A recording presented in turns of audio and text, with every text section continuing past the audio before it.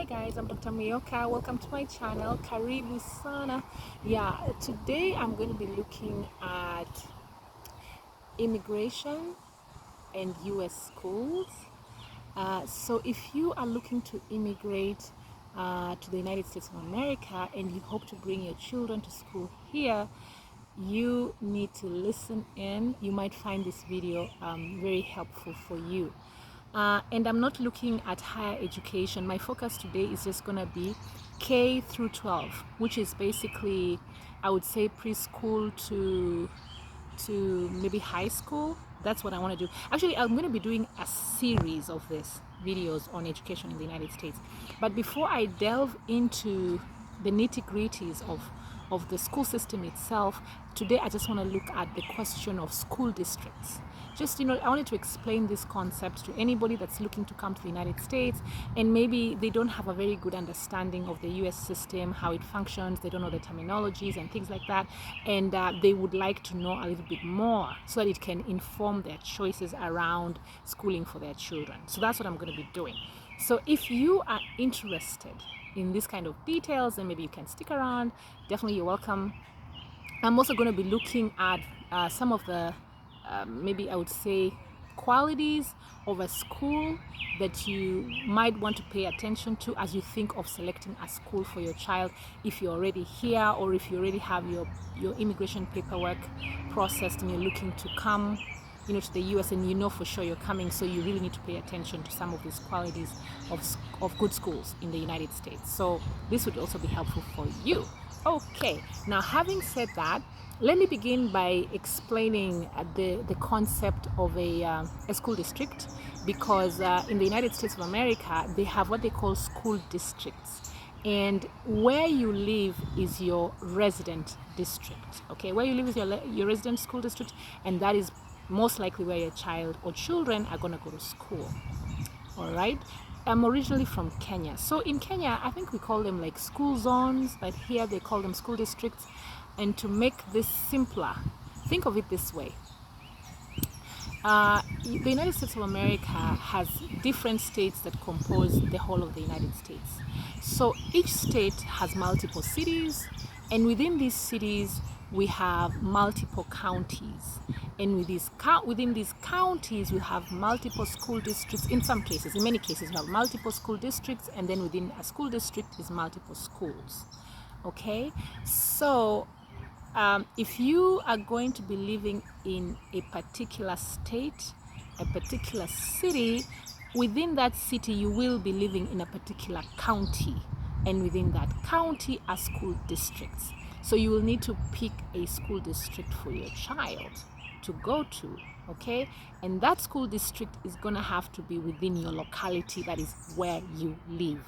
Yeah, in many states of the US, it's not permissible for you to cross school district lines, in other words, to move your child from your resident district to another district. Because sometimes people want to do that because they feel like their children need a better education, and maybe they don't like the school in their school in their resident district where the child was going. Maybe they took the child there and found out that it is not a good school, and also learned that a neighboring school district or a neighboring county has better schools, and so they think they want to take their children to that other county for better education. In many instances, this is not allowed. So that means that you've got to be very, I don't know what word to use. I don't know if I want to say careful. I'm going to think of a word. But you've got to be prudent maybe when you're choosing a school district and a school for your child. But the thing is, guys, very often when you immigrate to the United States of America, at the beginning you are going to be living with your host, yeah, before you finally find a place to stay. And so you may not have very much choice. I'm sorry, a bag. You might not have very much choice in terms of where you live at the beginning.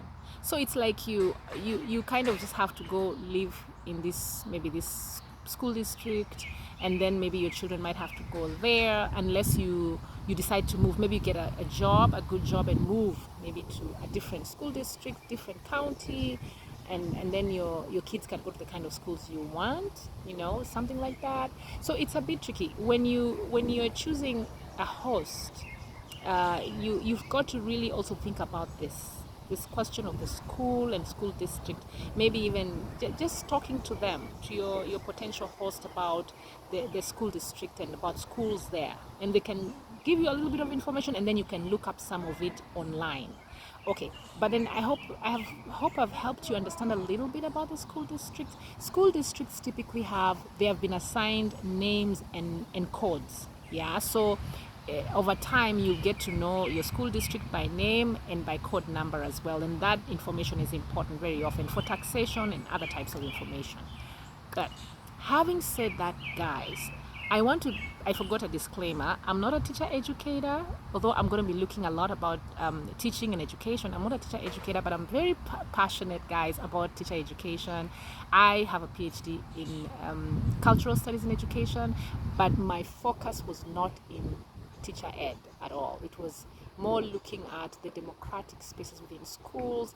My dissertation looked at caring within teaching. So I'm very, very passionate about how teachers teach in the classroom. And so that's why this video is I'm very passionate about it when I think about it, because it reminds me of my research as a PhD student back in the day. Yeah, so anyway, let me not digress. Let's focus. How do you then pick a good school district, a good school for your child or children? Yeah, so these are some of the suggestions I have, guys. I have a number of them. I had to write them down so I don't forget and I don't digress. One of the things that you want to do is ensure that your school district and the school you pick for your child has good policies that ensure the safety of your child or children. That's very important, because remember, you are immigrating from another country. Maybe you're coming from Kenya, where I'm from, or other African countries, or you're coming even from Asia or wherever else, Oceania, Australia, wherever you might be coming from. You're thinking of bringing your child here.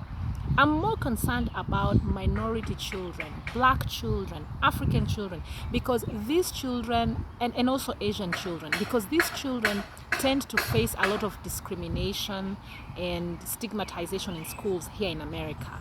Yeah, so that's why I'm doing this, actually, so that I give you guys a heads up. You need to look at policies of schools. What is it in terms of their school policies that will ensure your child's safety in the school environment, so that they are not bullied, harassed, stigmatized by other students or teachers, etc. That's something to look into.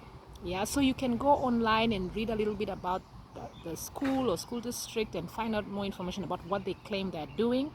But to be more practical, when you arrive in the United States and are beginning to look around for schools for your child, you may want to do an actual visit to your prospective school. You may want to do an actual visit, just like, you can find the telephone number online and ring them up and request to visit the school. So you can go to the school, do a tour of the school, speak with the school principal. Bags, it's summertime and it's like bags everywhere. Yeah, so sorry about that. Yeah, so you can speak to the school principal, to maybe a teacher at the school, and mostly the school principal would be ideal. They can give you a tour of the school, and they can also explain to you what are their policies, and you ask them questions. Okay, so apart from just looking into how they address the questions around bullying, harassment, even sexual violence and all that, anything that will be physical, emotional violation of your child, how they address this, what kind of emergency plans they have in place. Like when there's something happening at this school, what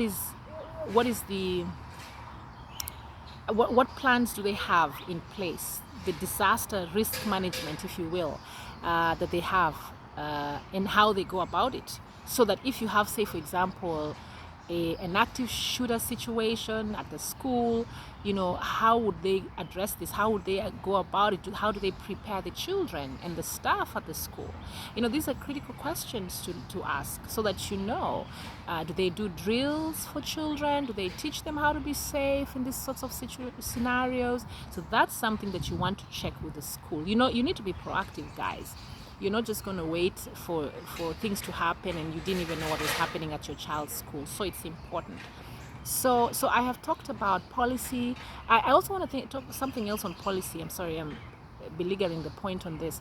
But you need to find out what is their policy around diversity, equity, inclusion, and accessibility. That is DEIA. It's a very common concept now here in the United States.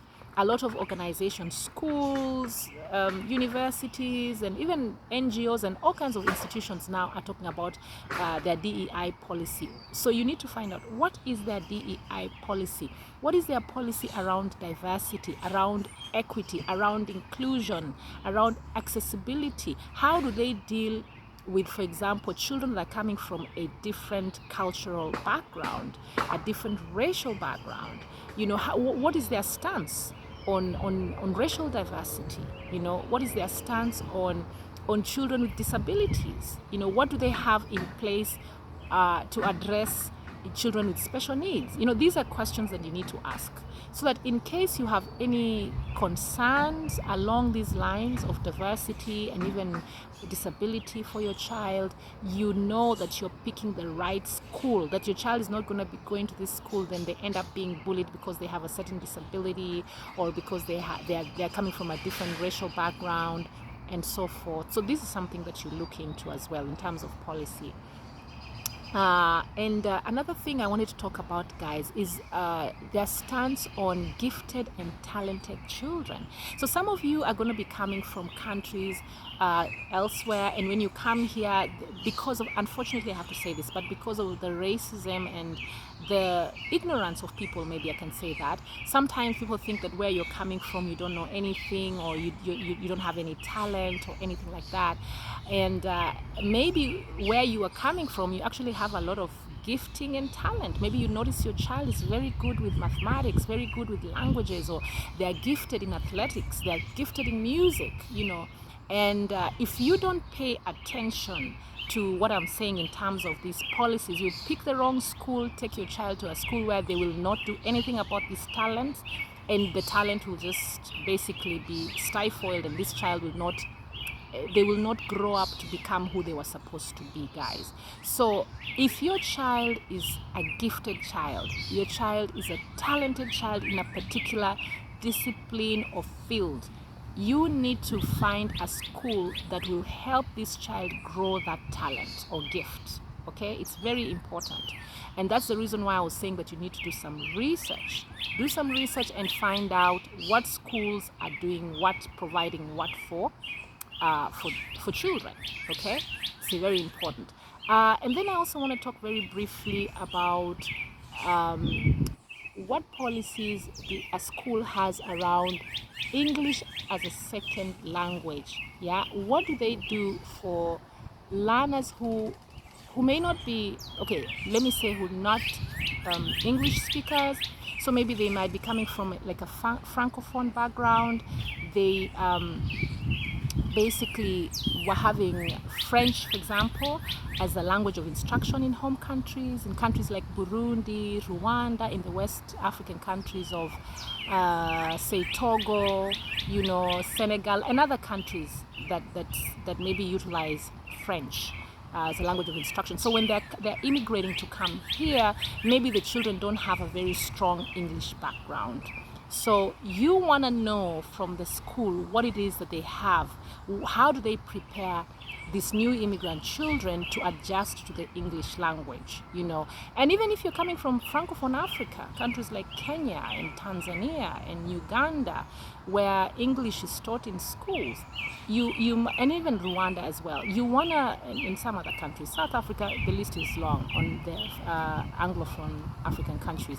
So you really want to know what the stance of the school is with regards to children who are multilingual. Because sometimes, when kids come here, they have a different accent, obviously, from the American accent. And so when they go to school, sometimes they may not be very confident to speak because they sound different from the other children. They may be bullied even for sounding different and for looking different. So and then so you have a situation where maybe children who are doing very well back home start to do poorly here in the United States of America because they're not very confident about their English language skills. So you want to check with the school what it is they're doing for children who are multilingual. That's what they call them here. Children that are multilingual, they're doing English as a second language. The school needs to be very clear to you as a parent. This is what we do to prepare children before they begin their coursework, before they begin learning, or this is the extra tutoring we provide. You need to be proactive. Find out what the school is doing. Okay. My video seems to be going over, and I haven't even talked about all of the things I wanted to talk about, guys, with respect to the quality of a school. I have definitely touched on policies. I've touched on gifted and talented children. I talked about that, and I talked a little bit about disability. I've talked about the English language and its use in schools for migrant children. Maybe we can talk a little bit about infrastructure as I wrap up, guys. So you need to make sure that you take your child to a school that has proper infrastructure, because infrastructure definitely will impact on achievement. If you take your child to a school that does not have enough resources, there are very high chances that this child will not excel in their academics. So do the homework, guys. Do the homework. And find out what like even you can just check how much resources these schools have and what are they providing because of their resources. Do they have extracurricular activities at the school? Do they have a library that children can go to just do some extra reading? Do they have tutoring available? All kinds of resources that are available when schools have good resources that you need to look up. And you'll find that once you are knowledgeable on all of these aspects that I've mentioned, it will help you, it will put you in a better place to make a good decision regarding where you want your child to go to school in the United States of America. Guys, I know this video has been long. I hope you enjoyed listening and hearing this content. I hope it was helpful to you. Please let me know if you found this video helpful. I would love to hear back from you and probably do more of these videos. I'm definitely going to cover more material because there's so much I have left out. I just didn't want to make this video longer, but I'm definitely coming back with another series on schools in America. Please, if you like the video, give it a thumbs up, subscribe, and follow for more videos on migrating to America. Karibu sana. Thank you so much. I check out. Bye bye.